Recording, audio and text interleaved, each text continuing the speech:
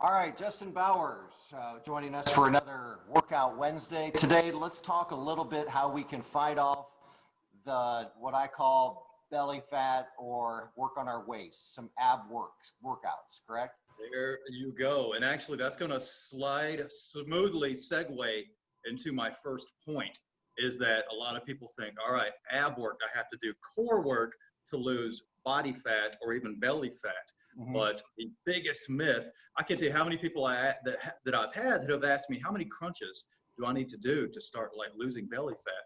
The answer is 0 crunches, because this is kind of tapering off of the subject, but the fat sits on top of muscle. So no matter how many crunches you do, no matter how strong you get, if you still eat over maintenance or your diet isn't in check and you're eating at or above maintenance, guess what? You're still going to have that same amount of fat over the muscle that you do develop. So ab work is great for you, and it does develop a very, very strong core. But at the same time, and I've touted this every single week with you, Ben, it's calories in versus out. You burn more calories than you take in, you will lose weight. You will lose the weight on top of your belly.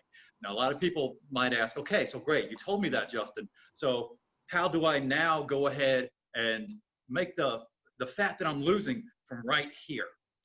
Yeah, we can't target that either. I'm just a beacon of bad news today, Ben. But what you can do, so I like to tell people the best way to describe this is body fat comes off in sheets, right? If you're losing weight week after week, you're eating out of maintenance, it just comes off in sheets. Therefore, the places you store the most fat, which for most people is in the visceral area, it will seem like that's the spot where it's just being stubborn, but the reality of it is you're losing evenly everywhere. That's why most people who are trying to lose weight, where's the first place you see it? Maybe in the face, maybe in the arms a little bit. That's just because you're storing less body fat in those areas. So keep at it, keep eating at a caloric deficit, and eventually the results will come, Ben, I guarantee it. Okay, so if we go into it thinking, why am I not seeing a difference in my belly? You might be losing it in other areas before it hits your belly, or it's all happening sort of at the same time. Everybody is different, but for the most part, it's all coming off at the exact same time. Just the belly is going to be storing much more visceral fat than the rest of your body, especially on females. Therefore, it's going to seem like it's not coming off there. That's why I encourage every single person, take before photos in your mirror from the side, a profile, and then from the back with your camera phone. So that way, each week you can see this. The problem is, every time you look in the mirror and you look at your belly, I'm not losing weight. Well, yes, because you're comparing yourself to yesterday's you. Right? So I recommend that. And also, don't use the scale as a determining factor. A scale is a great tool, but I actually I ask my clients to stop using scales, period, for the first week, 2 weeks, especially if you're obsessed with it, and use measurements. Inches don't lie, period. So if you've lost inches and you haven't lost weight, that means you have lost fat.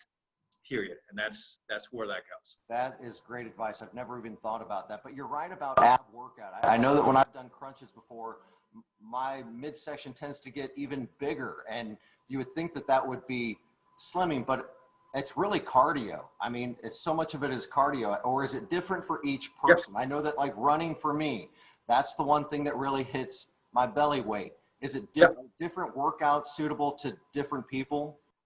Running works for you because that creates a further caloric deficit then versus not running, right? So when you run, you burn anywhere from 200 to 500 calories based on the distance and other factors involved. So if you're running every single day, that's an extra 300 calories per day you're burning. It doesn't matter if you're running, lifting weights, or somehow doing a core workout that burns 300 calories. Calories are calories. So it's not different for everybody. Eating at a deficit, doing cardio to create a further deficit is the same for everybody. Now, of course, some of us have thyroid issues and other issues, genetics that might play into it, but I found it works the same for everyone. Okay. All right. Justin Bowers, thanks so much. Another Workout Wednesday, helping us out with our body fat, our belly fat. Thanks for having me, Ben. Appreciate it.